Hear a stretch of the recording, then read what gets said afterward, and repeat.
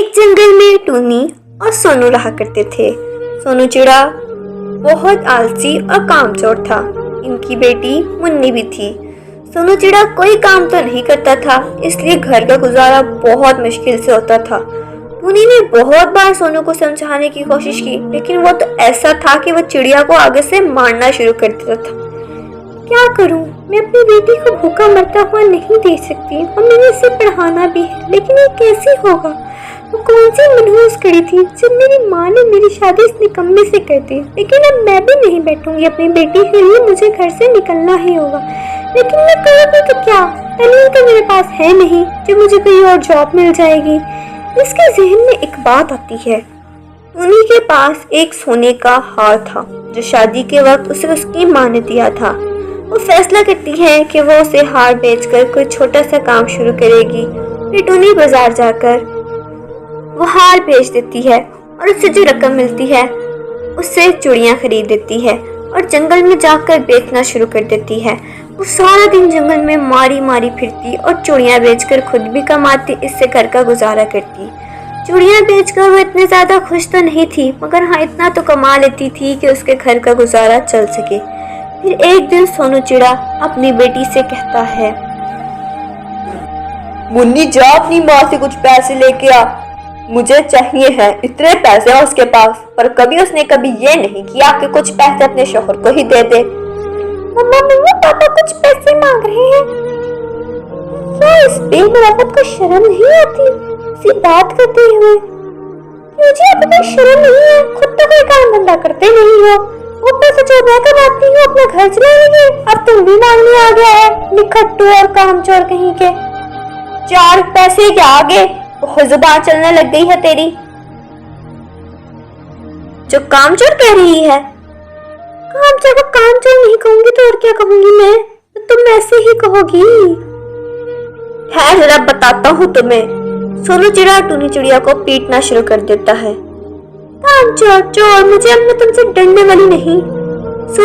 सोनू तो टूनी को ऐसे मारता शुरू करता है कि वो तो रुक ही नहीं रहा था और टूनी को मार मार कर नीचे गिरा देता है। और फिर उसकी बेटी मुन्नी वहां आ जाती है। पप्पा पप्पा आपने मेरी मम्मा को क्यों मारा? आप बहुत बुरे पापा हैं। मेरी सहेलियों के पापा आपकी तरह के बिल्कुल नहीं है। वो तो अपनी बीवी और बच्चों से प्यार भी तगादा करती हैं और पैसे भी कमा कर लाते हैं। अब तू भी अपनी माँ की जुबान बोलने लग गई। मेरे सामने जुबान चलाएगी?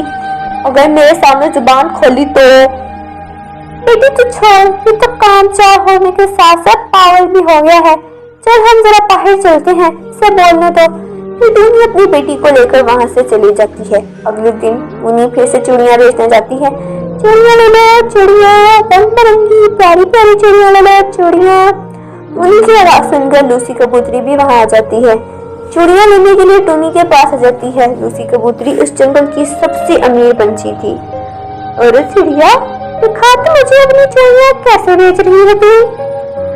कबूतरी जी देखिए मेरे पास हर रंग की चूड़ियां हैं, हरी नीली पीली सफेद और मल्टी। आपको किस रंग की चूड़ियां चाहिए? अरे वाह तुम्हारे पास तो बहुत सुंदर चूड़ियां हैं। फिर कबूतरी का ध्यान चिड़िया के चेहरे पर पड़ जाता है जहाँ पर उसके शौहर के मार के निशान थे। चिड़िया तुम्हारे चेहरे पर चोट कैसे आई? ये सुनकर चिड़िया रोने लगती है। मैं आपको क्या बताऊं, मेरा शौहर मुझ पर कितना जुल्म करता है, आप बंदा कुछ करता नहीं है। मुझे जो मैं थोड़ा बहुत मेहनत से कमाती हूँ वो मुझे लेता है, अगर कुछ ना दूँ तो मारना शुरू कर देता है।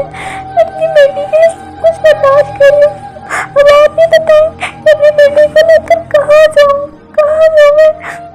वो कबूतरी अमीर होने के साथ साथ बहुत रहम दिल भी थी। अपने घर जाती है और बहुत बड़ी रकम लेके आती है। हेलो चिड़िया, तुम मुझे अपनी सारी चूड़ियां दे दो। लेकिन बीबी जी ये रकम तो बहुत बड़ी है।